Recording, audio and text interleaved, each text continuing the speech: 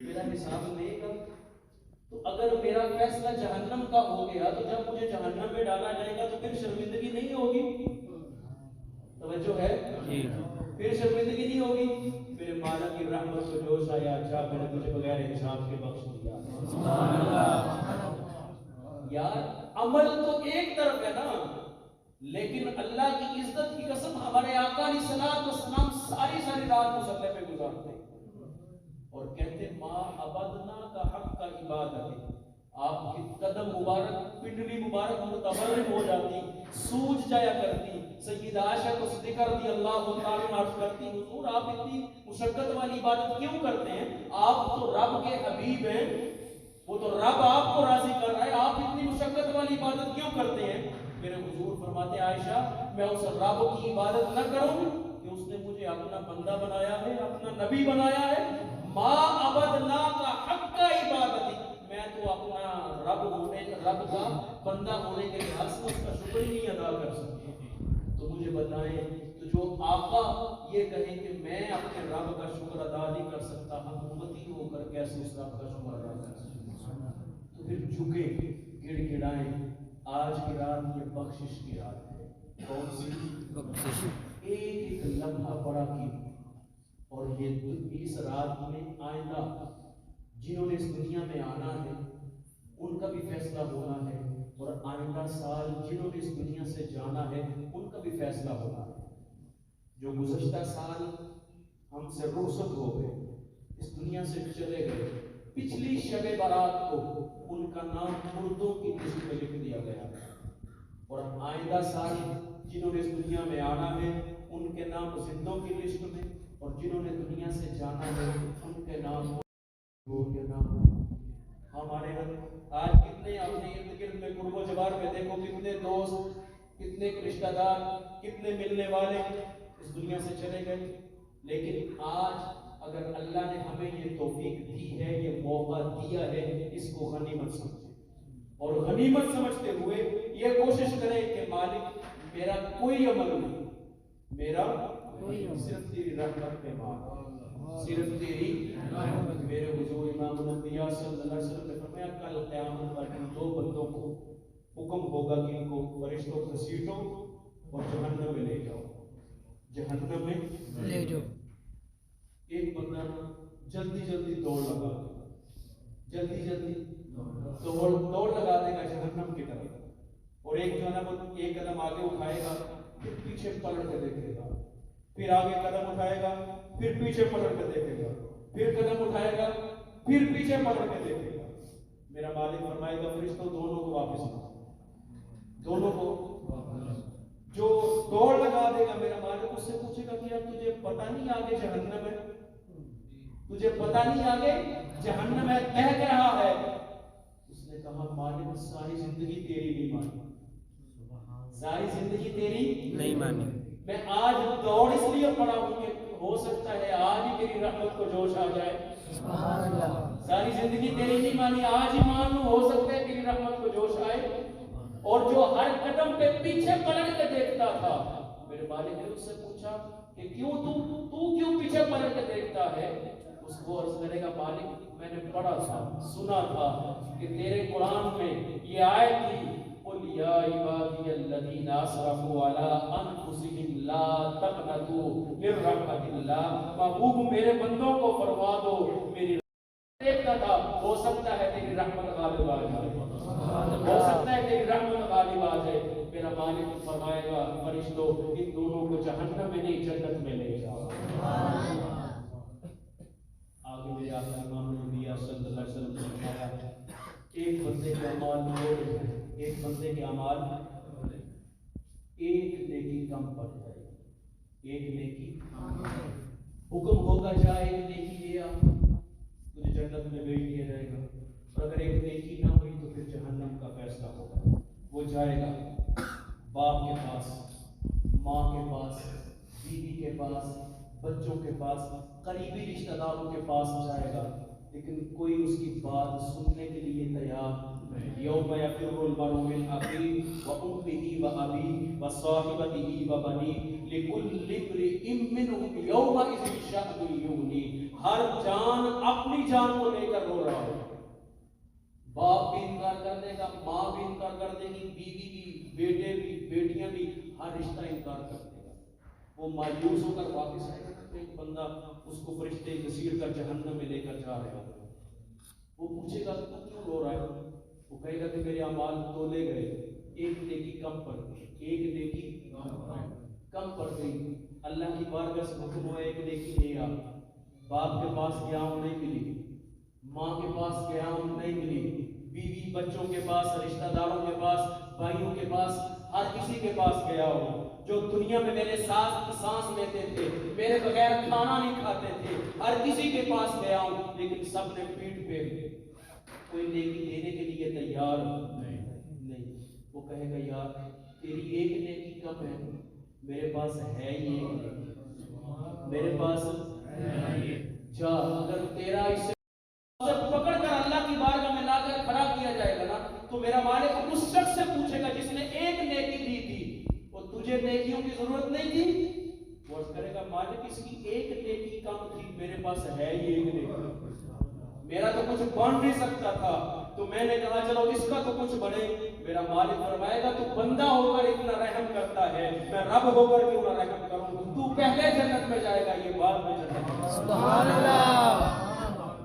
लेकिन ये सदका है मेरे आका की रहमत। अब बताओ पति और क्या जाने, मिल गए मुस्तफा और क्या जाने। ये शबे बारात भी हुजूर का सदका है, ये शबे मेराज भी हुजूर का सदका है, ये शबे कदर भी हुजूर का सदका, ये शबे मेलाद भी हुजूर का सदका। अल्लाह की इज्जत की कसम कायनात ना होती अगर हुजूर ना होते। अल्लामा इकबाल रहमान ने कलम तोड़ दिया, हो ना ये फूल तो बुलबुल का तरन्नुम भी ना हो, चमन दहर में कलियों का तबस्सुम भी ना हो, ये ना साकी हो फिर मैं भी ना हो, खुम भी ना हो, बस में तो ईद भी दुनिया में ना हो, तुम भी ना हो।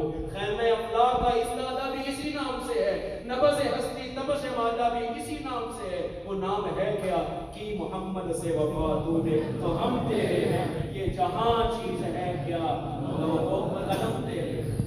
मेरे हुजूर ने बताया गुनाहों पर नदामत शर्मिंदगी। हज़रत मौला कायनात अली बिन मुर्तज़ा शेर खुदा करमल्लाहु वजहहू से रिवायत है, आपने एक शख्स को देखा जो सिर्फ ज़बानी कलामी अस्तगफिरुल्लाह अस्तगफिरुल्लाह अस्तगफिरुल्लाह, हम भी उठते बैठते ये कलिमात पढ़ते हैं, जुबान पे अच्छी बात है, जारी होने चाहिए, लेकिन एक है सिर्फ जुबान से ये कलिमात का अदा होना, एक है अमली तौर पर उस पे अमल होना, दोनों में फर्क है। फरमाया ये झूठों वाली तौबा, ये सच्चों वाली तौबा, या तो ये तौबा भी ना कर, अगर करनी है तो फिर सच्चों वाली तौबा। उसने कदम पकड़े, अर्ज की हुजूर फिर सच्चों वाली तौबा की निशानियां क्या है, सच्चों वाली तौबा कैसे हो सकती है? तवज्जो है जी, सुनना चाहते हैं जी। मौला कायनात अली मुर्तज़ा शेर खुदा करमल्लाहु वजहहू फरमाने लगे सच्चों वाली तौबा की 6 शराइत। कितनी? 6। तवज्जो से सुनिएगा, पल्ले बांधिएगा, अमल करेंगे, मेरे लिए भी बेहतर होगा, आपके लिए भी बेहतर होगा। पहली निशानी मौला कायनात अली मुर्तज़ा शेर खुदा करमल्लाहु वजहहू ने फरमाया नंबर 1 पहली शर्त ये है कि जो गुनाह किए हैं ना उन गुनाहों पर नदामत, शर्मिंदगी, एहसास, अपनी तबीयत में आजिज़ी, इंकिसारी कि मेरे से ये गलती क्यों हुई। एक तो ना गलती करके फिर अकड़ता है, फिर झूठ बोलता है, फिर बार बार वो गलती करता है, ये शैतान का वतीरा। गलती हो गई, झुक गया, नदामत, शर्मिंदगी। मौला कायनात अली मुर्तज़ा रज़ियल्लाहु तआला फरमाते हैं पहली शर्त ये है कि गुनाहों पर नदामत, शर्मिंदगी महसूस करे। दूसरी शर्त ये है कि जो फराइज रह गए, यानी कि जो तेरे ऊपर फराइज है, नमाज फर्ज है, रोजा फर्ज है, साहिब इस्तिताअत ज़कात फर्ज है, साहिब इस्तिताअत हज फर्ज है, कलमा फर्ज है, अगर नहीं इनमें से कोई फर्ज रह गया, मौला कायनात अली मुर्तज़ा रज़ियल्लाहु अन्हु फरमाते हैं तौबा की 6 शर्तों में से दूसरी शर्त ये है कि जो तेरे से फर्ज रह गए उनकी कज़ा करें, ان کی قضا کرے۔ تیسری شرط حضرت علی المرتضیٰ رضی اللہ عنہ نے فرمایا اگر حق مال کھایا ہے یا چھینا ہے، ڈاکہ ڈالا ہے یا لوٹ لیا ہے، اس لوٹے ہوئے مال کو واپس کر۔ یہ تیسری شرط ہے توبہ کی۔ چوتھی شرط حضرت علی المرتضیٰ رضی اللہ عنہ نے فرمایا اگر کسی سے لڑائی جھگڑا کیا ہے، کسی رشتہ دار سے، قریبی تعلق دار سے یا دور برے تعلق دار سے اگر تعلق توڑ دیا ہے، لڑائی جھگڑا کیا ہے، اس سے معافی مانگ، اس سے معافی مانگ، اس سے معذرت کر۔ یہ کتنی شرطیں ہو گئی؟ چار شرط۔ پانچویں شرط حضرت علی المرتضیٰ رضی اللہ تعالی نے فرمایا عزم مصمم کر لے کہ آج کے بعد میں پکا ارادہ کرتا ہوں میں نے کوئی گناہ نہیں کرنا۔ چھٹی شرط مولا کائنات علی المرتضیٰ رضی اللہ تعالی عنہ نے فرمایا جس طرح گناہ کر کے نفس موٹا تازہ ہو گیا، اب توبہ کا رگڑا دے کر اس نفس کو کمزور کرنا۔ جب تک یہ 6 شرطیں نہیں پائی جائیں گی سچوں والی توبہ نہیں ہوگی۔ زبان سے استغفر اللہ استغفر اللہ استغفر اللہ پڑھتے رہنا، جھوٹ نہ چھوڑنا، غیبت نہ چھوڑنا، چغلی نہ چھوڑنا، حرام کاری نہ چھوڑنا، حرام خوری نہ چھوڑنا۔ حضرت علی المرتضیٰ رضی اللہ عنہ فرماتی ہے جھوٹوں والی توبہ ہے، سچوں والی توبہ نہیں۔ اور صوفیاء یہ فرماتی ہیں کہ جس بندے کی توبہ قبول ہو جائے اس کی نشانیاں ہیں 4۔ کتنی؟ 4۔ جاگ رہے ہو؟ جی نہیں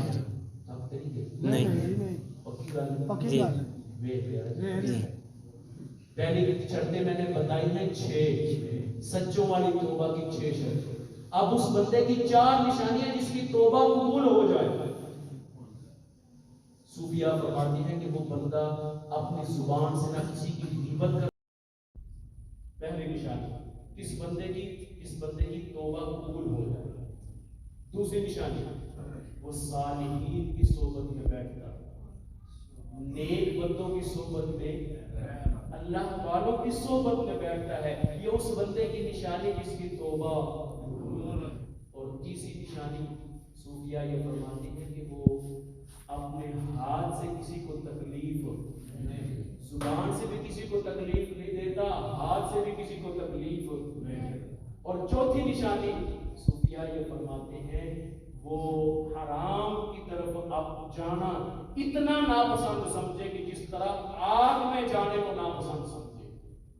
دنیا کی آگ ہے نا، دنیا کی آگ، ایک چھوٹا سا انگارہ جلتا ہوا کوئلہ ہاتھ پہ رکھے، میرا نہیں خیال کہ آپ 1 سیکنڈ بھی نکال سکیں۔ یہ دنیا کی آگ ہے، وہ جو آخرت جہنم کی آگ ہے وہ 70 گنا زیادہ سخت ہے۔ میرے حضور نے فرمایا کہ جہنم کی آگ اگر ایک سوئی کے سراغ کے برابر اگر دنیا میں کھول دی جائے پوری دنیا جل کے راکھ ہو جائے۔ یہ 4 نشانیاں اس شخص کی جو سچے دل سے توبہ کرے۔ آج ہم دیکھیں، ہم اپنا مواخذہ کریں، اپنا احتساب کریں، کیا ہم کہاں کھڑے؟ صرف تسبیح لاتے یا عمل بھی اس کے مطابق کرتے ہیں؟ اگر عمل اس کے مطابق نہیں، حرام کاری بھی چل رہی ہے، کیونکہ جہاں پر بشارتیں میرے حضور نے ارشاد فرمائی وہاں پر وعیدیں بھی بتائیں۔ میرے حضور نے فرمایا اس رات اللہ رب العزت کی ذات بنی کلب کی بکریوں کے بالوں کی تعداد کے برابر، توجہ ہے، عرب کے اندر بنی کلب کے قبیلوں میں بکریوں کی تعداد کے ریوڑ ہوتے ہیں، اجڑ ہوتے ہیں۔ تو میرے حضور نے فرمایا ایک بکری کے گن سکتا ہے، ایک بکری، پھر ایک بکری کی ایک ریوڑ پورا اجڑ، اور پھر جو اس قبیلے میں سب سے بڑا ہے، میرے حضور نے فرمایا بنی کلب کی بکریوں کے بالوں کی تعداد سے بھی زیادہ اس 14 شعبان المعظم کی رات مالک ان لوگوں کو جنت عطا فرماتا ہے جن پر جہنم واجب ہو چکا ہے۔ لیکن وہاں پر آگے وعید بھی سنے۔ میرے حضور نے فرمایا کچھ بدبخت ایسے بھی ہیں کہ جن کی اس رات بھی بخشش نہیں ہوگی۔ ان میں سے سب سے پہلا شرابی، اور علماء نے اس کی وضاحت کی ہے، تشریح کی ہے، صرف شرابی نہیں، ہر نشہ کرنے والا، کیونکہ جو سکر کی حالت میں ہے، جو انسانی عقل پر پردہ ڈال دے، وہ سکر ہے۔ اور قرآن میں بھی ہے وَأَنْتُمْ سُكَارَى لَا تَقْرَبُوا الصَّلَاةَ وَأَنْتُمْ سُكَارَى، اس وقت تک نماز کے قریب نہ جاؤ جب تک تم نشے کی حالت میں ہو۔ آج گھر گھر میں یہ لڑائی جھگڑے، میاں بیوی کا فساد چلتا ہے، اور پھر طلاق تک نوبت پہنچتی ہے۔ پھر مسئلے پوچھے جاتے ہیں، وہ جی میں غصے میں تھا، وہ جی مجھے پتا نہیں چلا، میرے حضور نے غصے کو حرام قرار دیا۔ کیوں؟ کہ جب غصہ آتا ہے بندے کے ہوش و حواس قائم نہیں رہتے، اور غصے میں کیا جانے والا فیصلہ انسان کے لیے ندامت اور شرمندگی کا باعث بنتا ہے۔ میرے اور آپ کے کریم آقا امام الانبیاء صلی اللہ علیہ وسلم نے فرمایا شرابی اور ہر نشہ کرنے والا وہ کوئی بھی ہو جو انسانی عقل پہ پردہ ڈال دے وہ حرام ہے، اور اس نشہ کرنے والے کی شب برات کی رات بخشش نہیں۔ ایک شخص، دوسرا زانی، اور زانی مرد بھی ہے، زانیہ عورت بھی ہے، اور معراج کی رات میرے حضور کے سامنے حلال بھی پڑا ہے، حرام بھی پڑا ہے، لیکن وہ حلال کو چھوڑ کر حرام کو پسند کریں، بدبودار کھانا پسند کر رہے ہیں۔ میرے آقا نے جبریل سے پوچھا جبریل یہ کون لوگ؟ توجہ، بات کی سمجھ آ رہی؟ جبریل سے پوچھا، اس کا یہ مطلب نہیں کہ نبی کو علم نہیں، یہ تعلیمی امت، تربیت امت۔ میرے آقا نے جبریل سے پوچھا، جبریل نے بتایا، امت کو پتا چلا۔ امت کو بتانے کے لیے جبریل امین علیہ السلام عرض کرتے حضور یہ آپ کی امت، یہ آپ کی امت کے مرد اور جبریل میری امت کے کون مرد اور عرض کے حضور آپ کی امت کے وہ مرد، وہ عورتیں جن کے پاس حلال خامن، حلال بیویاں موجود تھیں، لیکن باوجود اس کے یہ حرام کی طرف جاتے تھے، منہ کالا کرنے کے لیے بازاروں میں جاتے تھے۔ آج ان کے سامنے حلال ہے لیکن یہ حلال چھوڑ کر حرام کی طرف جاتے ہیں۔ میرے رب نے قرآن میں فرمایا الخبیثات للخبیثین والخبیثون للخبیثات والطیبات للطیبین والطیبون للطیبات۔ حرام مردوں کے لیے حرام عورتیں، حرام عورتوں کے لیے حرام مرد، حلال مردوں کے لیے حلال عورتیں، حلال عورتوں کے لیے حلال مرد۔ فیصلہ ہم نے کرنا۔ میرے آقا امام الانبیاء صلی اللہ علیہ وسلم نے فرمایا پہلا شرابی، دوسرا زانی مرد اور زانیہ عورت، تیسرا میرے حضور نے فرمایا کہ جو قطع تعلقی کرنے والا ہو، جو رشتہ داریاں توڑے، بھائی سے لڑائی، بہن سے جھگڑا، باپ سے جھگڑا، ماں کو ناراض کیا ہے، جو قطع تعلقی کرتا ہے، میرے حضور نے فرمایا اس قاطع الرحم کی بھی اس شب برات کی رات بخشش نہیں ہوتی۔ ہم دیکھیں اگر توبہ کرنی ہے شامل ہوں گی تو سچوں والی توبہ ہوگی۔ تو میرے حضور نے فرمایا تیسرا شخص قاطع الرحم، چوتھا شرک کرنے والا، جو شرک کرے اللہ کے ساتھ کسی کو عبادت میں شریک ٹھہرائے۔ ہمارا ایمان ہے، عقیدہ ہے، عبادت کے لائق صرف اللہ کی ذات، عبادت کے لائق نہ ذات میں کوئی اس کا شریک ہے، نہ صفات میں اس کا کوئی شریک ہے۔ توجہ ہے، عقیدے کی بات سن لو۔ اللہ کی ذات جو ہے وہ بھی پاک ہے، اس کی صفات بھی پاک ہے، لیکن اس کی صفتیں ذاتی ہیں، عطائی نہیں۔ ہم نبیوں کے جو معجزات مانتے ہیں اس میں نبی کا کوئی عمل نہیں، وہ اللہ کی عطا سے ہے۔ اور ولیوں کی کرامت مانتے ہیں، اس میں بھی ہم ولیوں کو یا نبیوں کو اللہ کے برابر نہیں کھڑا کرتے۔ اللہ کے برابر کھڑا کریں گے تو شرک ہو جائے گا، اور شرک مشرک کی بھی اصلاح بخشش۔ ہمارا عقیدہ یہ ہے کہ عبادت کے لائق صرف اللہ کی ذات ہے، وہ خدا وحدہ لا شریک ہے، نہ ذات میں اس کا کوئی شریک ہے، نہ صفات میں اس کا کوئی شریک ہے، اور اس کی ساری صفتیں ذاتی ہیں، عطائی نہیں۔ انبیاء کو جو اللہ نے شان عطا فرمائی، اولیاء کو جو کرامات عطا فرمائی، وہ اس کی عطائی ہے۔ اولیاء کی ذاتی یہ شانیں، انبیاء کی ذاتی یہ شانیں نہیں، بلکہ اللہ نے اپنی قدرت کاملہ سے انبیاء کو معجزات عطا فرمائے، اولیاء کو کرامات عطا فرمائے۔ توجہ ہے؟